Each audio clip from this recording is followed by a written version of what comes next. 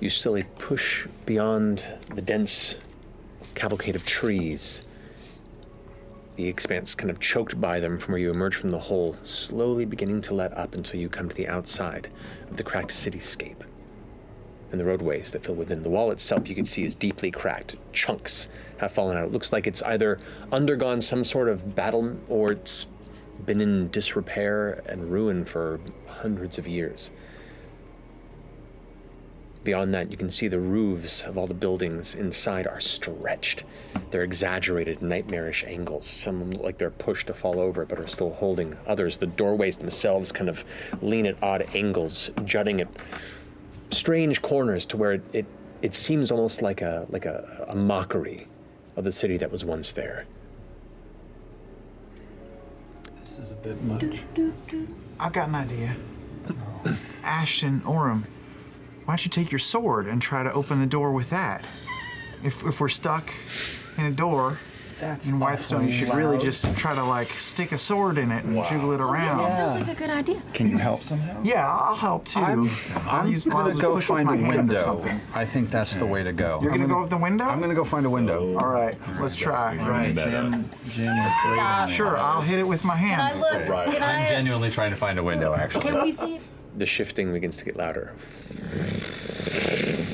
And right as you turn the corner to inspect it, the ground bursts open and you watch as between the rock and bits of stone, bones just shoot outward in different directions, piercing the side stone walls of the buildings right in front of you and rising up about 25 feet or so, like twisted ribs from creatures that should not be this immense, 25 feet tall that curve over and are jammed into and almost tangled with other bits of bone, sourceless out of the ground, and then it comes to rest, blocking your path forward.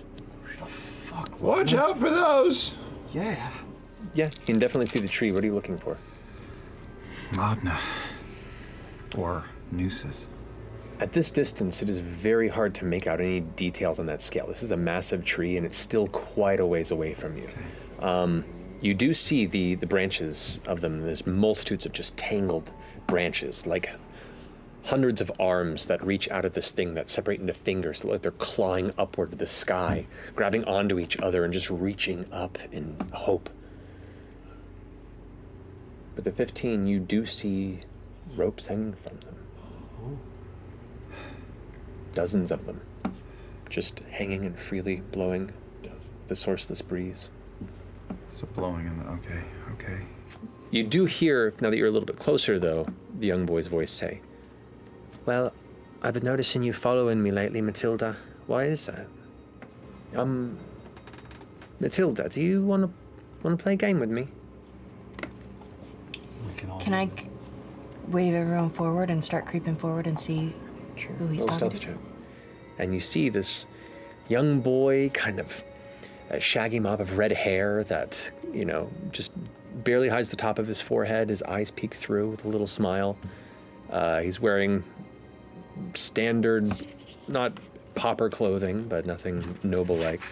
Looks about 12 or 13.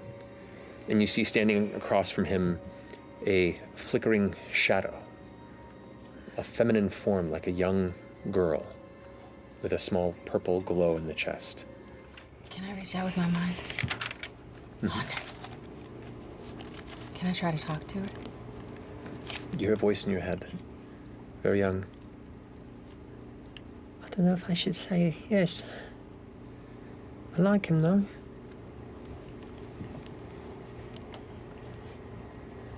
The boy goes, "It's called Secret Treasures." And he kind of reaches into his pocket and pulls something out in his hand, looking towards the shadow. Don't trust him, Laudna. Why?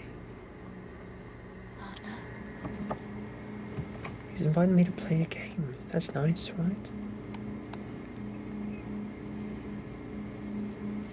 Laudna, tell us how to find you. Come home. But I like him. And in that moment, it seems to almost look to you. And it looks back at the boy and then takes a step back. He goes, "What's wrong? It's just a game. Come on, don't you want your treasure?" Looks back at you. steps back again from the boy. Well, come on, take it! And he goes and opens his hand and throws a fistful of dirt in her direction. And she ducks out of the way and then dissipates into the wall behind her. I'm just gonna reach out with my telepathic connection, because I made a connection with her. So I could keep it for up to 7 minutes, 4 miles away, if she's still around. Okay. Laudna?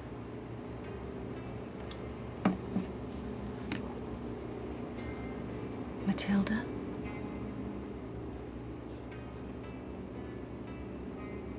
Are you there? Yeah? I want to find you and help. Can you show me the path? I'm just playing by myself.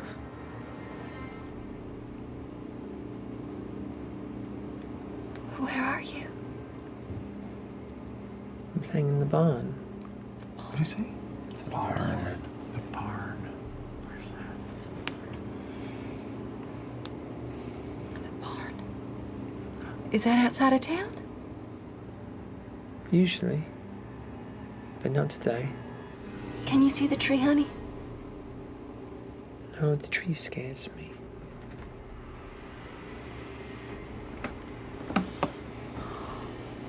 What does the barn look like? What does the barn look like? Well, it's kind of red and it's tall. It's got big doors on it. I'm up at the top of it. There's a ladder you take, and I made some dolls.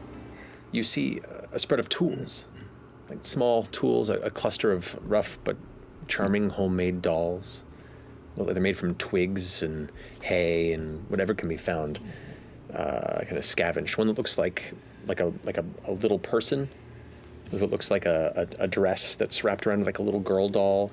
One that looks almost like a bird with a bunch of scavenged feathers jammed into it haphazardly to kind of form the wings, but it just kind of looks like a ramshackle bird. And then another that looks like a bigger, taller woman with looks like jewelry has been placed over it. And as they're kind of laid out on the ground, one of them kind of lifts up, and you watch as the shadows from just beyond the lantern light begin to form up into a shape of an even younger little girl. Maybe like 3 years old. 3? It was made of flickering shadow.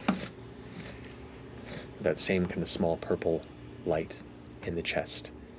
You by yourself here?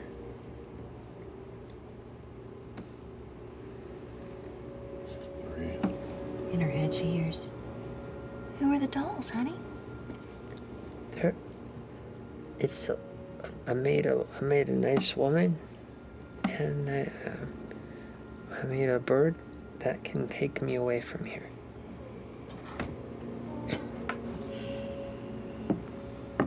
We can be that bird for you. We can take you away. Where will we go? Home. Somewhere safe. Is there a mean woman around here? Yeah, Do you know where she is? she won't let me leave. Have you seen her lately? She's sort of out that way. She points off the opposite side of the open hayloft door that just beyond me you can see there's the edge of the shape of the massive tree. What's in the drawings? Are you asking or looking? I'm looking. Glance down at the drawings, and they're very, very rough child sketches, shapes. Oh, these suck. A lot of them depict what you can make out to be like a family of 3, like a mom, a dad, and a little girl. One of them looks like a you can't tell if it's like a dragon or a snake with wings, but it looks like something that is traveling over the sun. You see one that shows her like a little girl, like her, with just a very sad expression on her face.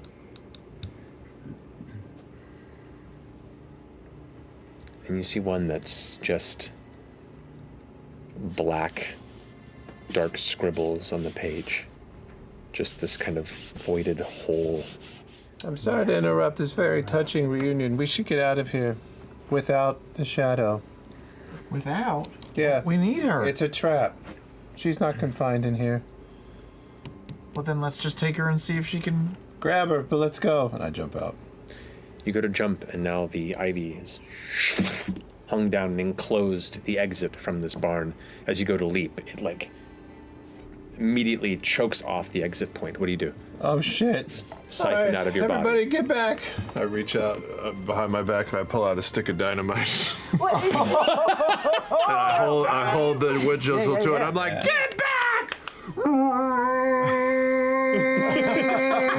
Speed up! We gotta go!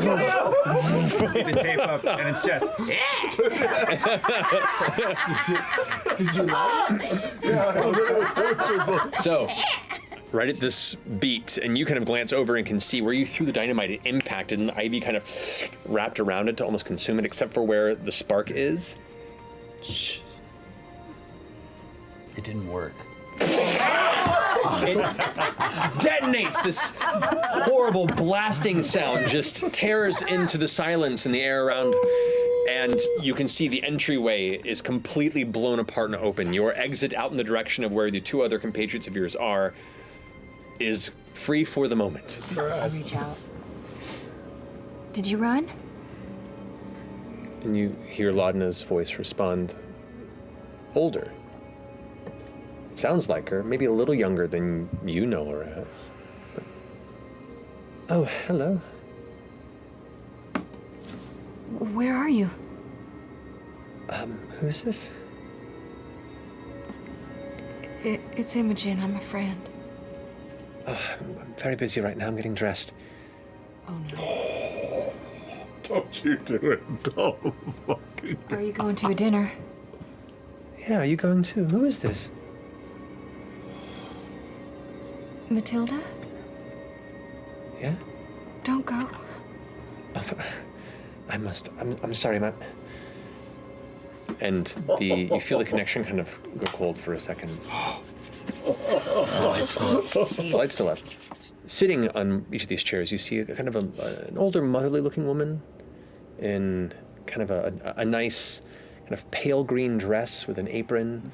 Currently taking the apron off and is sitting down and pulling what looks to be something off of the table. In the other chair, you see an older man with black hair that's kind of salt and pepper with a kind of big gray beard that looks like it's aged faster than his head did. He is tanned, rough hands, and looks like he's trying to get into an ill-fitted, nicer suit than he's used to wearing, and he's just kind of like getting prepared. And you don't hear anything, you just see them kind of talking. You see their lips moving, and the woman kind of reaches over and takes a folded outfit, it looks like, a piece of clothing, and holds it outward. In the middle of the room, you now notice there is a flickering bit of shadow in a feminine teenage form. Matilda? You see the shadow form kind of accepting this, what looks to be like a nice shawl and like a blouse, a simple blouse and a dark skirt, kind of unfolding it a bit and holding it and looking at it. Can you hear me? And the shape kind of looks over in your direction. Oh, hello, it's you. Something bad's gonna happen.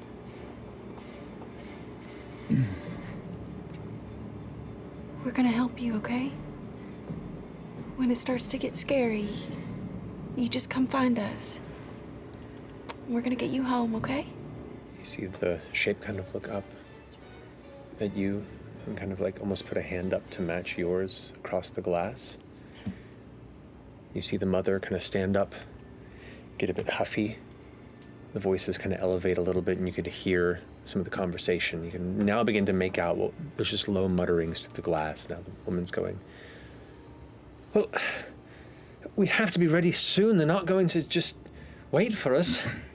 Come on, put it on. We have to go. This is the best dress I have. I gave you what I could wear, but you have to make us proud. The father figure kind of stands up and begins to finish putting on a tie that you see is fumbling with, and that's right, Laudna. Laudna.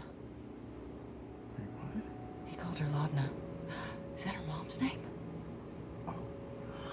Wait, what?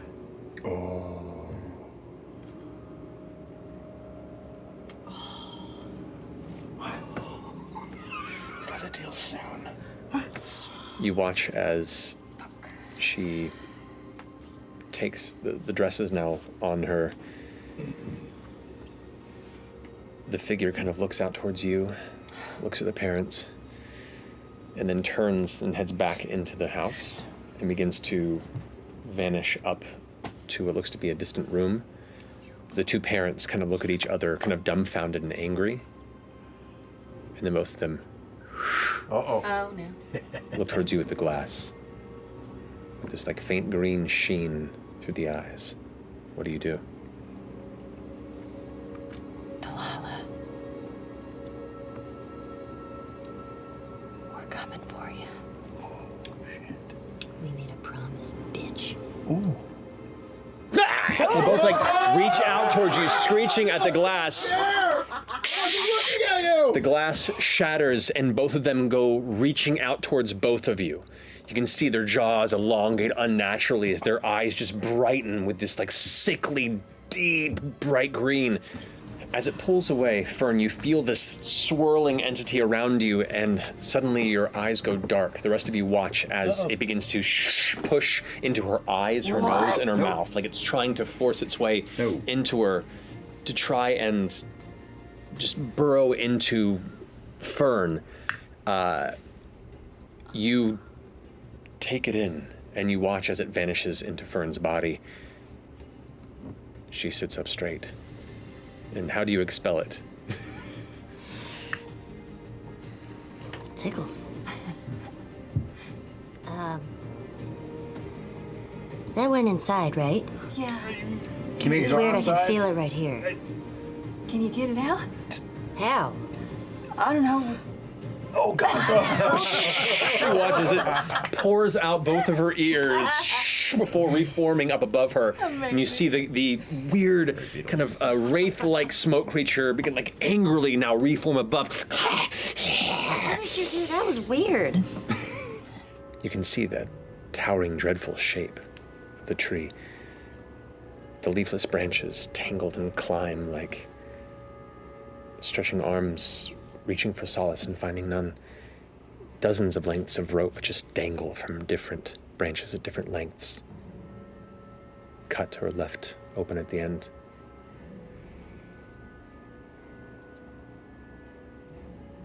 A flicker of dark purple sparks across the ground. It begins to swirl into a torrent of ominous power that rises and coalesces into another shadowy form. This one, a scattered amethyst being of swirling haze and evil presence, vaguely feminine in form as it stands there before you.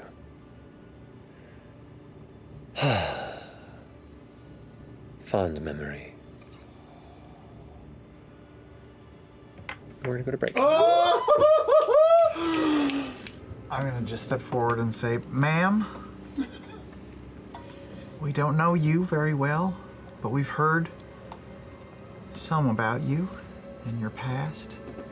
And I can say that in my experience, people who traumatize others have had trauma themselves. And if there's anything that you want to talk about or share, we will listen to you and hear you without judgment. So you've come here to offer me therapy? If you need it, everyone Pretty amazing. could use a chance to just talk and be heard.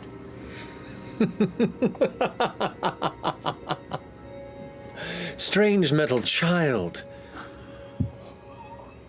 You do not know where I have been, the things I have bound, the secrets that tether through my very essence. You know not the limitations that I've broken, and the eternity that awaits him, me, and all others that walk in his shadow. You know nothing. Aren't you technically older than her? I mean, I have been killing for 1,000 years. That's true. One more follow-up. I'm sorry to take so much of your time. I know you got busy ghost stuff to do, but we think she's awful special. And you do too. May I just ask what you found special about Laudna, or why did you choose her? Make a persuasion check. Some children have a gift. I found I had a gift for learning. Her? She was one of the lucky to be born with something. But I didn't see that at the outset. She was useful. I had to prove a point. And she was in the right place at the right time. Fate, or whatever you might call it, deigned that we meet at that time. And because of that, here we both are. So, she's special because she's part of my destiny. But I think we probably need to hear from Laudna too, which I have to say, kudos. It's been hard to find her in this place. Probably on account of all the moving buildings and protruding ribs and shit. Is she around? She's around. Would you mind if we just had a quick word to verify her intent? I don't think that's necessary in the circumstances, and she's a bit preoccupied. Preoccupied. I actually do think it's very necessary. Yeah, we might have to insist. Yeah. Because you see, even if we die here, we just pop back and go back to being sad without our friend. But you, I know a couple things about a bullshitter. You're a real good one. But you got the teensiest little crack. I want to help you out because I miss our friend. But you're going to have to work with us. And that means hearing from Laudna, even for a minute.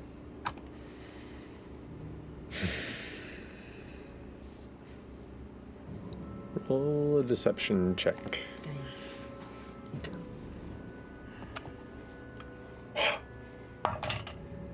Natural 20. Ooh. Yes. Ooh. Yes.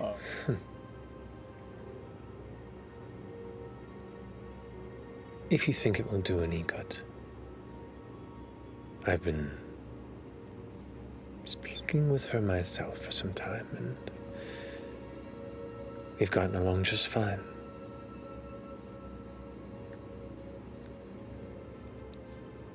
Laudna, darling. And she looks up, you hear the creaking of wood and branches pull apart ever so faintly, and now you can see that purple glow in this kind of flickering shadow form. Now, the same body, the same shape as what you saw put on that dress in that earlier vision. The purple glow in the chest, the same purple energy as Delilah. And the tree itself almost seems to have like a faint purple glow to it as the branches pull back. Laudna? Marisha, you want to take my seat here for a second? Can't do this! That's illegal! That's illegal! Oh, You're no. crossing Give her the a street. second. What is happening right now? Oh, no. I think she's rushing over right now. So, suddenly, you, in this dark space, reliving various elements of your trauma, lost in the expanse of cold nothing, to whatever level of acceptance or struggle that you feel, your vision clarifies, and it's almost like taking a breath, if breath was a thing that you dealt with. You glance beyond the cage-like branches of the tree as they open, and you hear Imogen's voice say your name. Laudna? Imogen.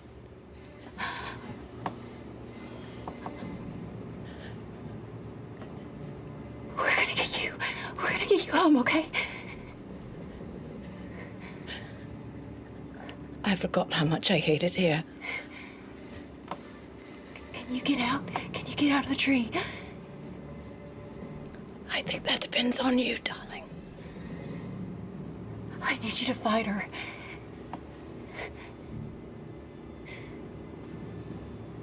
I need you to fight her. I haven't been able to fight her for 30-odd years. We're here now. We'll help. Can we all hear her? No.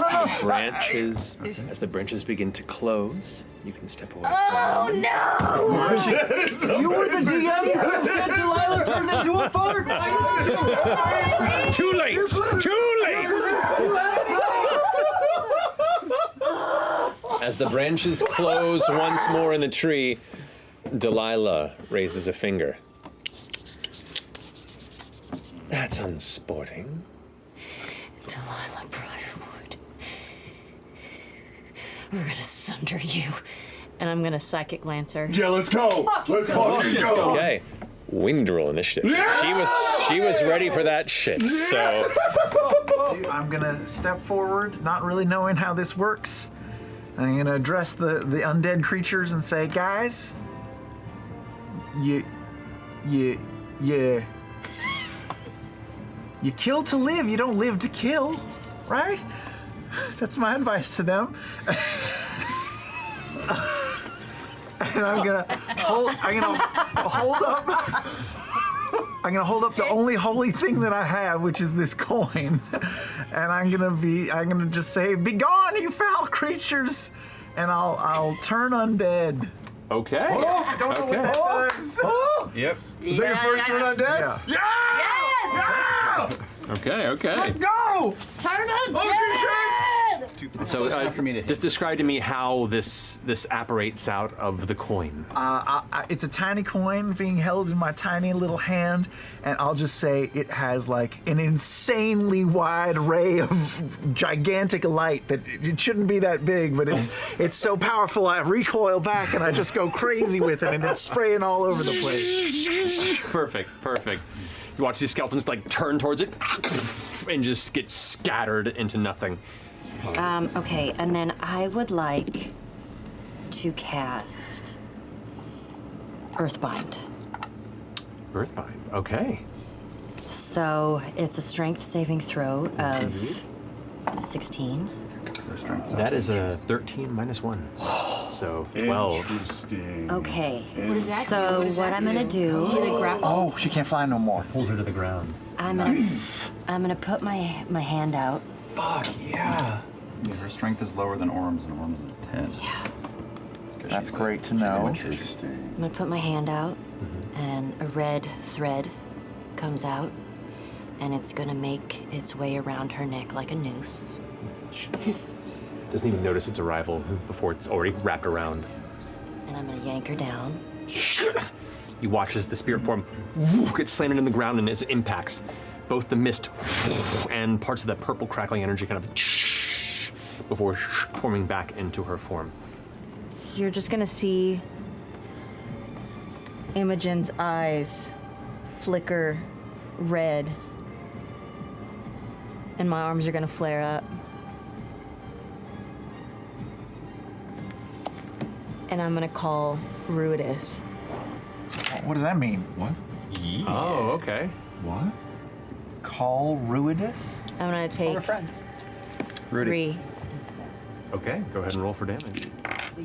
As the lightning bolt leaves your fingers and you watch as the strike goes through, and that moment where the form of the lightning itself, the arc kind of begins to fade, it pulses a second time, instead with red energy that just cruises through. You watch as the bolt designs, the marks up Imogen's arms suddenly flare a deep red. Her eyes flare a deep red, and the secondary strike impacts Delilah. You watch as her body like takes the hit, and the sun tree itself also like flares angrily with purple energy, almost like you struck her and the tree reacted. You take 18 points of necrotic damage. Got it. And you are pushed 20 feet in a direction of her choice. Okay. Her choice. Oh, great. She's gonna go in an attempt to tear you out of the branch. Damn it. Attempt to. You are in there. I will give you the opportunity to roll a strength saving throw to try and hold on to the branch you are on. This is not gonna succeed. Be positive. Natural 20. Natural 20. No fucking way! Yes! You gotta believe it! Holy shit! As the tether yanks, the branches bend and bend, but then Oh my god! holds you in place. What a fucking time to roll it! Yeah, SCG 16 points of necrotic damage. Can I transfer suffering from myself? No. To it. Can you? Are you in range of my 20? Yes. Because I just got a 20. There's no roll. Yeah. This is a hit. This is a hit. Okay. Okay. But what if I just... Oh, no. Are you at 0? As FCG gets struck, you watch as the spiritual form that is like looking around, ready to go ahead and lend more aid, and then is gone. What I would love to do is try to push down hard and spring 15 feet to another branch, and then do it again and get my full 30 feet of movement by hopping to a branch, if I can. It's a difficult acrobatics check, especially with now the smoke and the flames beginning to fill the branches. Natural 20. Are you fucking serious? Let's go. That fucking moon dice, man. Holy shit. That's Will. You know what? It has its moments. That's Will. You slash your blade as deep as you can. As you cut through, you hit some sort of life main line, remaining tether of the top part of the tree. And as you cut it, you watch as some of the branches begin to tumbling, like the opening of a dying rose that's losing its petals. The boughs are destroyed. Okay. As it curls open, you do not see in the space Laudna. What you do see is the space where she once was, and it kind of comes to a point, like she was drawn deeper into the tree below. Ooh. Delilah, the feminine form that you saw, she looks back as you hack, and the branches begin to fall, and you watch as the beautiful humanoid woman piercing stare shrivels into a skull visage, these vacant holes where her eyes were, the lips pulled back to exposed teeth, and the skeletal jaw, and green flames flicker where the eyes once were. Get down! Beep. She's scared. She's gonna go ahead and use, is it the end of your turn? Yeah. Just letting your actions and necrotic burst towards you. You do have half cover being up there in the tree. That's a natural 20. Oh, okay. That is... I was saving for something. 42 points of necrotic damage. Oh, you watch man. her angrily release the streak shadow tendril, and in one instant, Orym's spiritual form just... Oh, man! Oh, God! Oh, God, oh, God, oh, God! Oh, shit. Fuck! Smoke him if you got him. Pull out a stick of dynamite. And I just drop it right in the roots. daintily drop. Okay. I mean, how close did you light the fuse? Pretty fucking close. Roll it. Fire in the hole. There we go. Just loud enough for the two of you to hear it. 12 points of damage, and I assume that's not helping with the fire problem. No. It explodes the base, and you see a large chunk of the where the roots hold the base of the tree cracks up the center, and you can see like the char marks where it's there, the concussive blast. The roots themselves are withdrawing and look severely damaged, like on the cusp. She's gonna go ahead and cast Blight on you. I need you to go ahead and make a Constitution saving throw for me. With a D4. Do you have an emote? I have a moat. And you have a D4 bonus to that saving throw. Constitution 26. 26, you succeed. So you take half damage.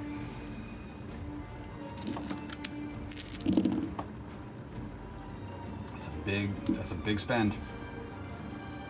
So you take half damage. So you take 21 points of necrotic damage. Oh my god. 42 is the total? Yeah. Angrily, as she finishes like drawing the life force from your body, you feel the outside of your skin begin to crack and dry. You feel blood begin to pour out of the side of your eyes, but then the blood itself dries to your skin. The moisture is just missing from your body. And as you gasp for breath for a second, oh, don't worry. This is just the beginning of what I'll do to you. Just gonna go for you. That's what she would do. It's the second attack on her turn, so she'll take a whopping 2 points of psychic damage. That's true.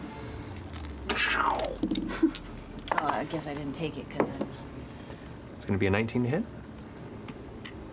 I'll use that last mode I have to try to make her reroll. Okay. Natural 20. Natural 1. Oh! Oh! Why is it the same face? Get a different face. I know, it was the same one. I thought it was 20. My eyes are gonna flare white, and I'm just gonna lightning bolt the tree trunk because it sets anything on fire that it hits. Okay. Go ahead and roll damage. And I've seen lightning bolts split trees before, so I'm hoping that's what this is gonna do. Sure. 33 points of fire, of lightning damage. Gotcha. How do you want to? No! Oh! The tree wreathed in flames, top to bottom, the center trunk itself charred and beginning to catch Delilah, ready to just tear the life force out of each of your companions, already 2 scattered to the winds, you narrowly avoiding being the next target and shunting you from this realm to help Imogen. What do you do? I'm gonna lightning bolt the tree trunk, and I'm gonna aim it right at the center of the trunk so I can split it straight down the middle and make the 2 halves crash down. Okay. The bolt impacts. You watch as it hits the wood, splinters down the center. This corrupt, desolate sun tree gets burned down the center as it peels back. Bits of wood go splintering, flying everywhere. There's a moment where you carve down before there is a blast of impact from the bolt hitting the heart of the tree. The trunk itself finishes dividing entirely. At that point, there is a flash of white. You see for a brief instant that shadow form of Laudna, now pulled free from the center of the tree. You hear Delilah screech, "No!" Shoo! Into white. No! Delilah dissipated? You wake up. You wake up. You wake up. You wake up. And FCG and Orym, who have already woken up, on the floor of Pike Trickfoot's home in Whitestone. And that's where we're gonna.